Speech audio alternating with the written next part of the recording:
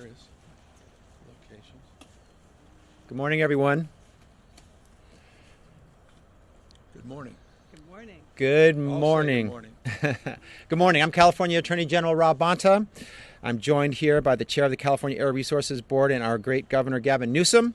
And I want to say thank you all for being here to join us for today's announcement alongside Governor Newsom, the California Air Resources Board, and also a robust coalition of states and governments, a coalition of 25 attorneys general, one governor nationwide. We are challenging, governors nationwide. We're challenging the Trump administration's unlawful decision to roll back one of the most important climate protections in our country. And for those who are tracking and following, this marks our 63rd lawsuit against the Trump administration. 63 lawsuits in less than 63 weeks, so more than one a week. That is the rate and pace at which this administration is breaking the law. And at issue in today's case is the endangerment finding, the federal government's formal recognition that greenhouse gas emissions from vehicles contribute to climate change and harm public health. For 15 years, this finding has been the legal foundation for limiting pollution from cars and from trucks. It's grounded in science, it's been upheld by the courts, and it's been relied upon by administrations from both parties. And some would just refer to it as common sense. But now, President Donald Trump and his Environmental Protection Agency are trying to erase it entirely. So let's be clear about what this means. The federal government is attempting to overrule the science and do away with the protections that limit harmful pollution from vehicles, the largest source, by the way, of greenhouse gas emissions in the United States. This isn't a small technical change.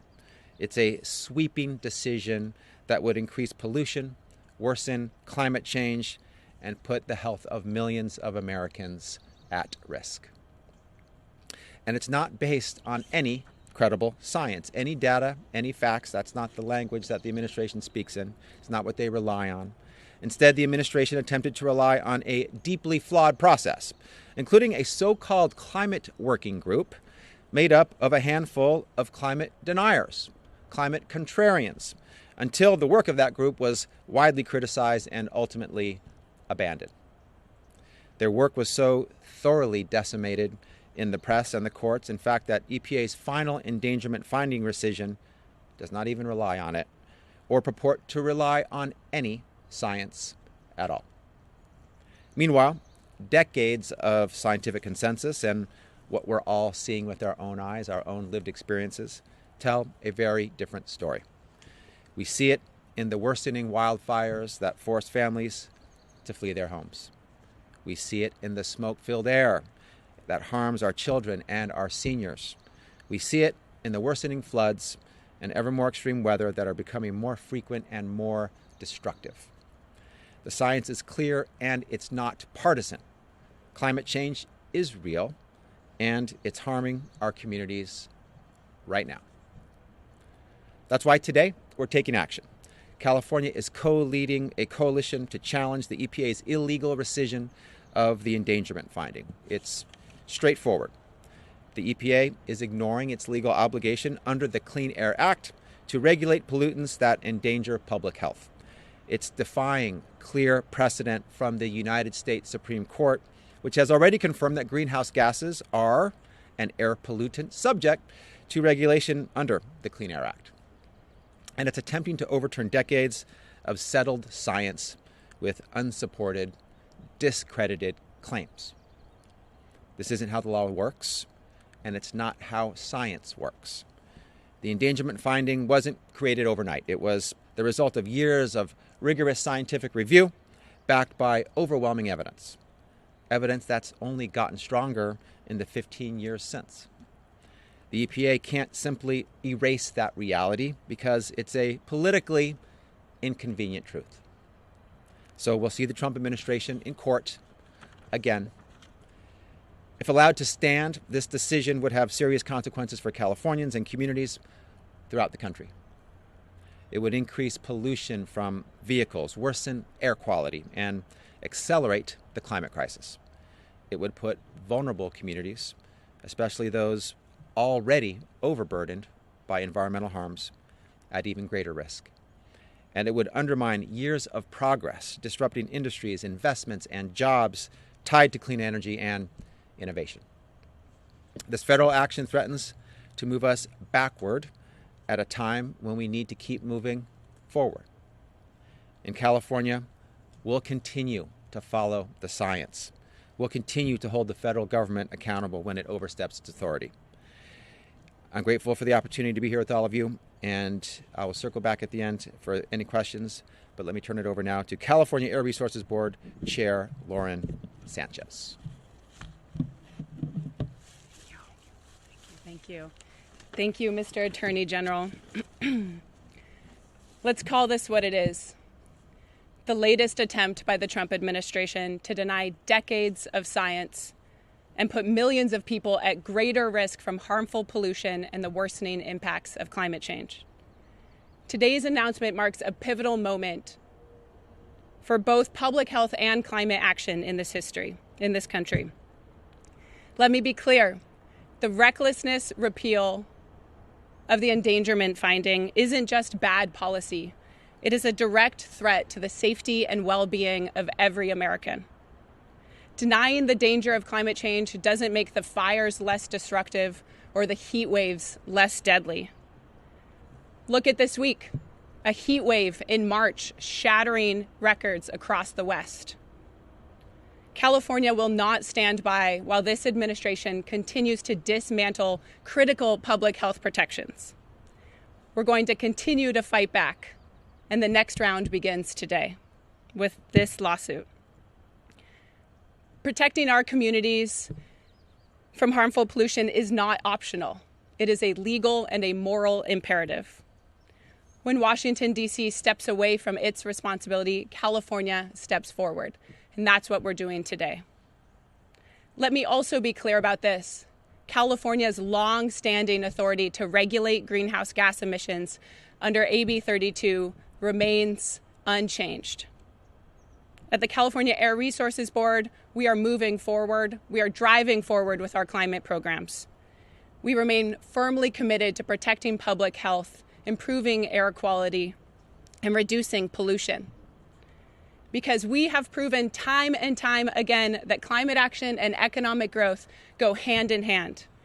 Our policies have spurred innovation and shown global markets what is possible.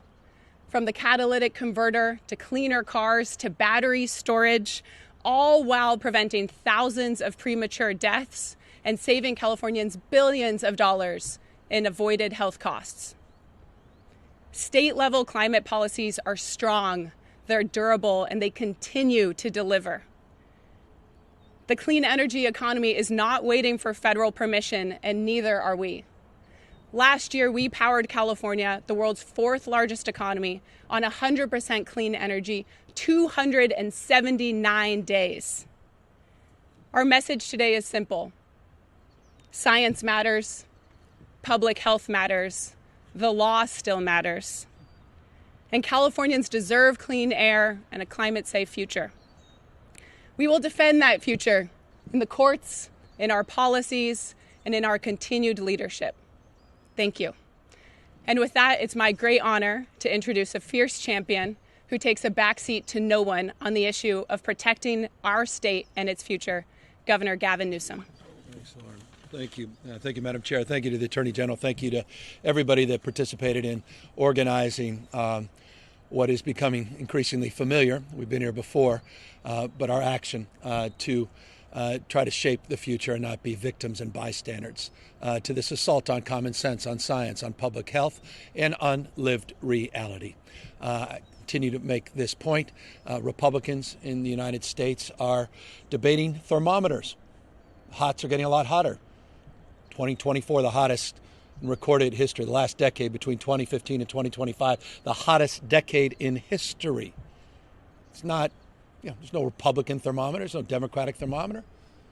If you don't believe in science, you got to believe your own eyes. places, lifestyles, and tradition being quite literally wiped away. And we saw that up in Paradise. We saw that in Grizzly Fats. We saw that in Greenville, California. You're seeing it all across the United States, all around the globe. That reality being shaped, as Lauren just said, here in California in the middle of winter, March, in this unprecedented heat wave. Go up to Lake Tahoe and see for yourself. Is this normal? Is there anything about this that's normal?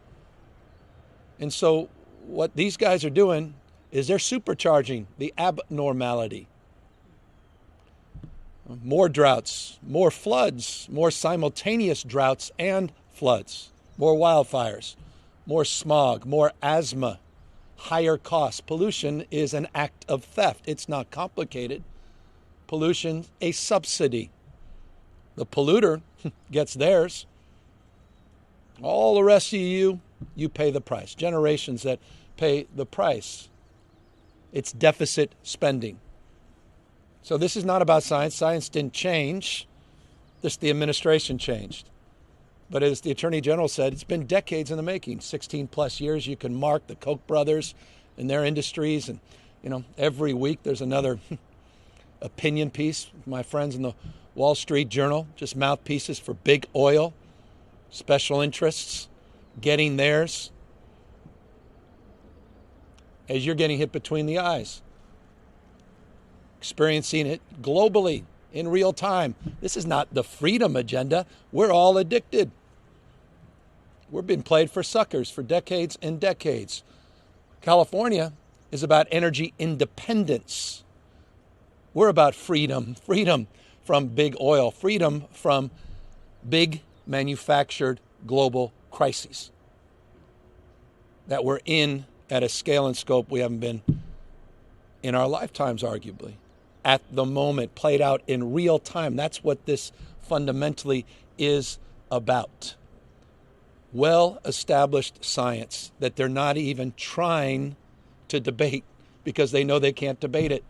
A Supreme Court decision in 2008, Massachusetts decision, codifying the legal right, building on the blocks that Lauren referenced, going back to the 1960s and the creation of her agency, the California Air Resources Board, by Ronald Reagan to address smog, to address pollution here in our state in Los Angeles. It was almost unlivable. That can happen again. That can happen again. They want to make pollution great again. That's what this is about. And all the while they get theirs. They get the buck. Or was it $1 billion? That's what Trump specifically asked of big oil in order to do this. He said it on tape. It wasn't hijacked by Sora. It's not an AI. It's what he said. He got his, and you're going to get yours. What do you say to the kids when you're reading those books and talk about the polar bears and you talk about ice sheets? What's Greenland about? It's about this. Why would we be like Greenland as it relates to strategic considerations, except we're losing our polar ice caps? You saw the numbers. Data came out. Sea level rise faster than was anticipated. We've lived it here like no other state in the nation, but our state of mind's quite different. We, again, in the spirit of my opening remarks, have agency. We can shape the future with state agencies and with leadership. In the courts of public opinion as well, because the people of this state get it, and they're getting it done. Lauren referenced the number of consecutive days we've run this fourth largest economy on planet Earth on 100% green energy. We're not asserting a paradigm, we're proving a paradigm. Since 2000, we've reduced our greenhouse gas emissions 21% as we've grown our economy by 81%. 7 times more clean energy jobs than there are fossil fuel jobs. In this state, we dominate in low carbon green growth. It's all about innovation.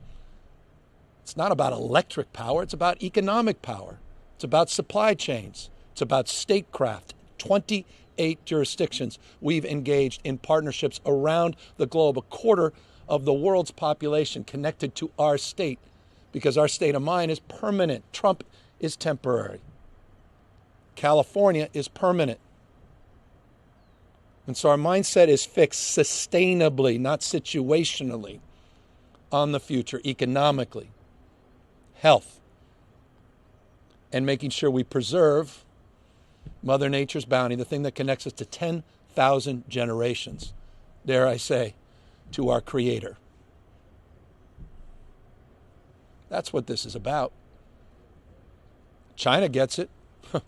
70% of the electric vehicle productions in the world coming out of China.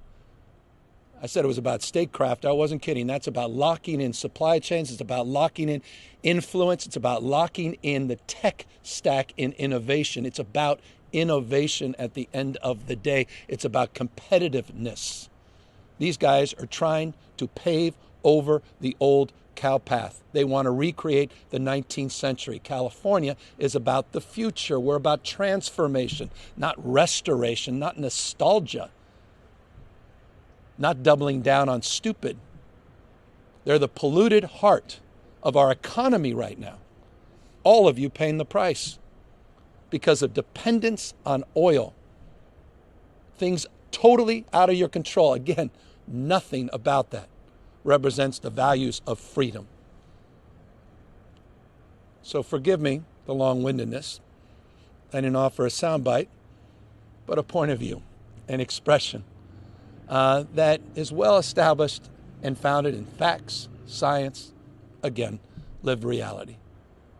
And that expression has extended for a generation here in California that has led bipartisan leadership.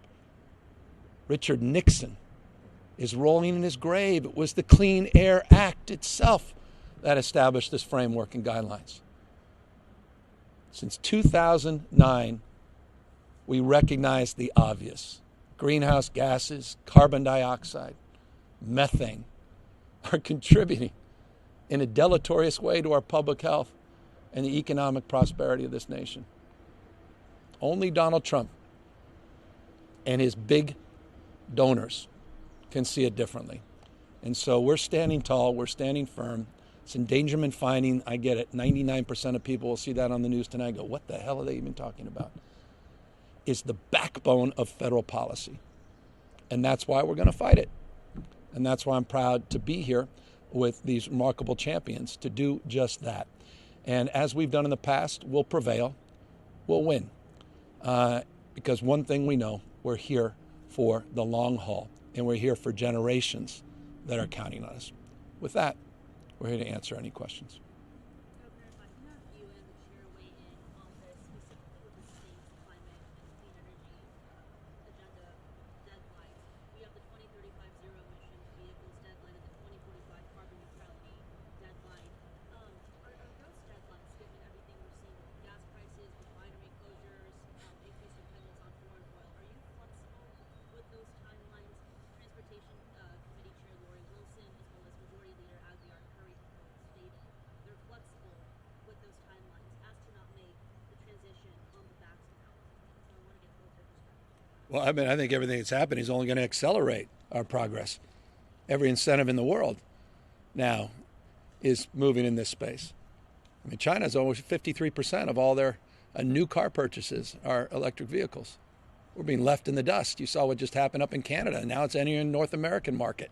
49,000 vehicles, now 6% tariffs, not 100% tariffs. Right up there, right above Detroit. Donald Trump, thank you for that. Bringing in the technology, bringing in the innovation, low-cost cars. Now right on our border, threatening our entire automobile industry. It's happening in real time. The market is demanding that because people want something differently. And so I'll say this before Lauren gets up. In every single category, California has exceeded its environmental goals earlier than established time. 2.2 million electric vehicles right now. 201,000 public electric charging points. Significantly more than there are public gas nozzles in this state. Heat pumps, batteries, 17,000 megawatts of installed batteries, second only to China in our home state, up 21% since 2019 when we were at 770 megawatts. They didn't think that could be done. So in every category, we are excelling, including running this economy on roughly 2/3 clean energy, 100% for 26 days in a row, part of the day, 26 days in a row as of this morning. So we're moving. The rest of the world's moving. Question is, are we going to get cold feet because we're going to fall prey to the cynicism and the black heart of big coal, big oil, big gas that want us to further our dependence on things that are totally out of our control, that are now ubiquitous on our television and on our devices, playing out in this theater of the absurd globally, with now inflation starting to go back up, your gas prices through the roof, the economy not just slowing down, in retreat, 92,000 jobs last month. Across the spectrum, they're asking for $200 billion supplemental, which could provide 7 years of subsidies under Obamacare. All of a sudden, now they have the money? $200 billion supplemental? Connected to what issue? What's the whole Straits of Hormuz about? What is it fundamentally about? What's the issue there? The issue is oil.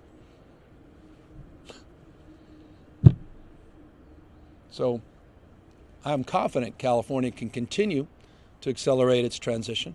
And as you know, we recycle the investments that we're making back to consumers. $60 billion in rebates between now and 2045, $56 billion to be exact, for offsetting the costs and burdens for utility bills. That's part of the Cap and Invest program. Those dollars are all invested back into the community to address the anxieties and the dislocation that people feel as it relates to this transition. But you can talk more eloquently about it because you chair the board. I thank you. All right. Thank you for those remarks, Governor. The only thing I would add, thank you for referencing the 2035 and 2045 goals. Those are state mandates. Those are law of the land that have been passed with bipartisan support in our legislature and signed by a long history of bipartisan governors. We talk about AB 32 a lot. This year is the 20th anniversary of a Republican governor signing into law our landmark climate policy. And to the governor's point, when that was signed, everyone said it'll ruin the economy. You can't possibly tackle pollution and not feel the impacts on the economy. And we have proven them wrong. We will continue to prove them wrong. Fast forward, Governor Brown authored an executive order on zero-emission vehicles, 2.5 million by 2025. And people said, there's no way that can happen. The innovation that was spurred from our policies, our regulations, our partnerships with automakers and with UC scientists, researchers, made that a reality. To the governor's point, not just here in California, where last year our high water mark, we are at 29% EV sales, but around the world. The IEA is projecting by the end of the decade, 40% EV sales of new cars. This is a global transformation that is happening. And as the governor said, our climate progress is economic progress. It's economic opportunity. And we want to make sure that California remains at the front of the pack and continues to deliver the progress and the benefits for all of our communities.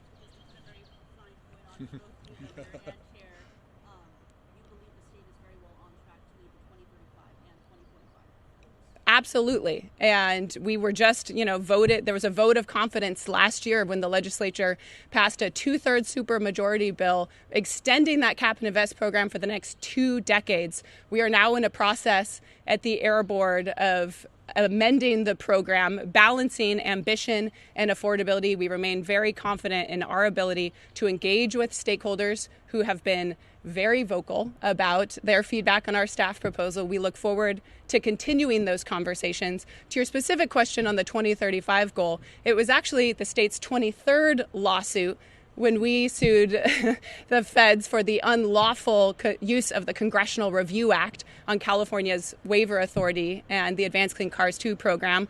We refer to that as the Jordan lawsuit because it was our 23rd. And That was a year ago. Talk about doubling down on stupid. We had a unlawful, reckless attack on California's very bread and butter of cleaning up the air, long-standing authority under the Clean Air Act that for 60 years has been the law of the land. For 60 years, we have been promulgating standards that are cost-effective, are feasible, and have transformed the economy and the world. So we will continue to do that while also fighting in court, and we remain confident in our ability to prevail on that issue.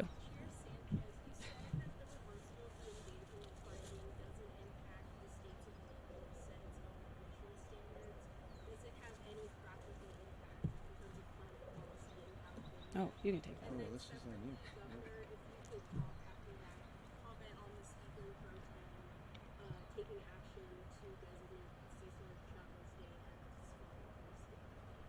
Yeah, so to clarify, Assembly Bill 32, enacted into law in 2006, authorized the California Air Resources Board to regulate greenhouse gas emissions in state. That remains unchanged despite the federal attacks and the repeal of the endangerment findings. So we will continue to regulate that climate pollution in state. There are a number of impacts from the federal government essentially throwing in the towel on their own regulatory regime, whether it relates to vehicles or power plants or methane, as the governor was speaking to. So that's why we're really proud to be with this coalition of states that are going to continue to use all of our state power and authority to continue to tackle the sources of pollution. Governor, over to you. Yeah, no, and as I referenced yesterday, what Cesar represented was a movement. Farm workers movement, the labor movement, and it's right to celebrate that movement. And so I'm certainly supportive of the direction that many are promoting, including members of the legislature, and we'll look forward to moving that along in an expeditious way. Governor, new polling in the governor's race. All right. Two Republicans Yeah. currently are in the lead to make it to the November ballot. I know you haven't wanted to weigh in on this race. Do you think there's a certain point where you will have to We'll see. ensure that the legacy that you've built here Yeah. isn't dismantled? Well, that's not going to happen. I do not see that scenario taking shape as people now get more and more focused on what's about to appear on their ballot in a matter of weeks, a month and a half or so, just with the early voting. So I don't see that. But there's a scenario where we may want to weigh in. I have a lot of friends in the race, but right now I'm not there, focused on backing this guy up with a 63rd lawsuit. Mr. Governor, thanks for taking the time. And I appreciate what you said about the 99% of people who are going to watch evening news and might not know about the Endangerment finding? Come in. That's going to bring ratings. A lot of ratings. Up next, the endangerment finding. Yes. In other news. Yeah. I didn't. Apparently I didn't, but you did. Well done.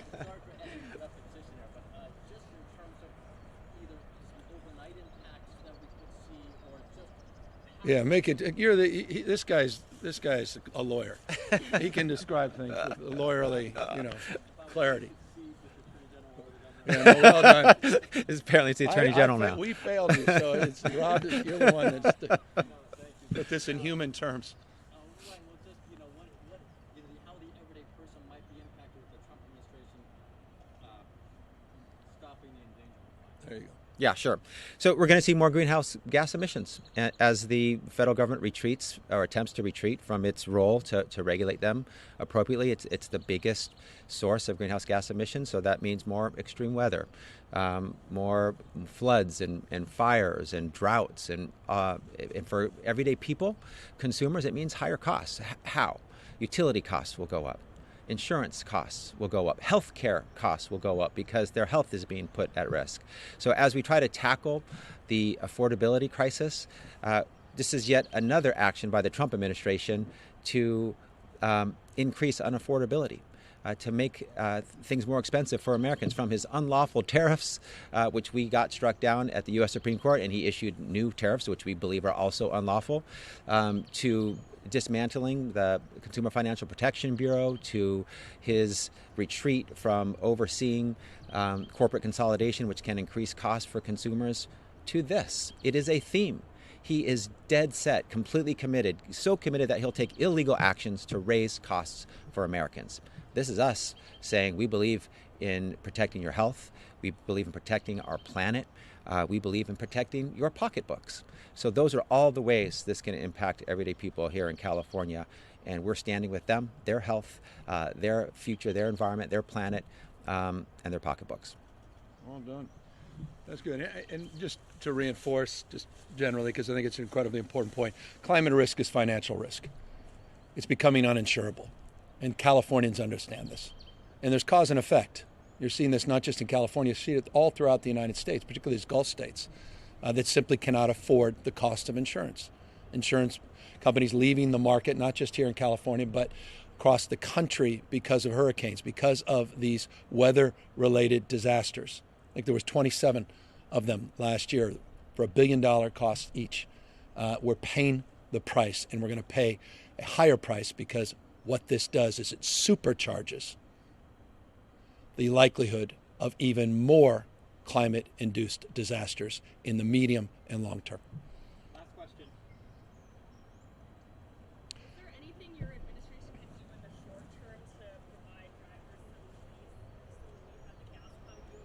Some people in the race that are suggesting a temporary regulatory moratorium to keep the refineries running, a temporary suspension of the gas tax. Obviously, these things will come with other consequences, but is there anything that the state can do at the moment? Yeah, we could continue to call out the President of the United States' recklessness. The President of the United States unilaterally today can stand down, admit his mistake, show some maturity, show a spine. This war is creeping into different theaters. You've got 2,200, 31st Division out there heading into the Middle East right now. Prospects of boots on the ground, at least in some of the islands off the coast of Iran, is becoming increasingly likely. You just hit a $39 trillion debt ceiling.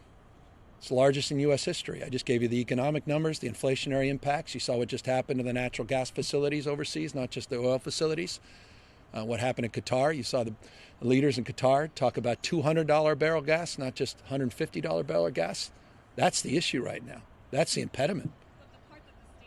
The issue we can control by continuing to call this out and continuing to be aggressive.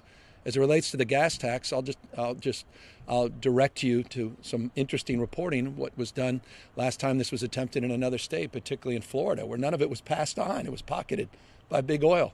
So none of these things. I appreciate sound bites. I appreciate people trying to get a bite of the electorate. But a lot of these things, the consequences, unintended consequences, are self-evident to anyone that's been an expert in this. We're getting nothing in return for Trump's gas tax. Not a penny in return. That's just being pocketed by big oil. And you're paying the price. With the gas tax in California, you get better roads, you get better bridges, you get jobs in your community, you get infrastructure investment.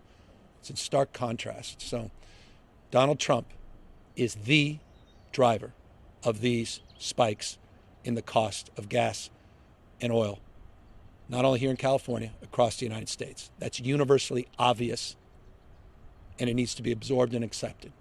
It would be nice if the Republican Party would call out the leader of their party and call him to account and tell him to stand down and take some responsibility for the unintended consequences he's unleashed on the global economy, not just the people here in the state of California. Thank you, Thank everyone. you.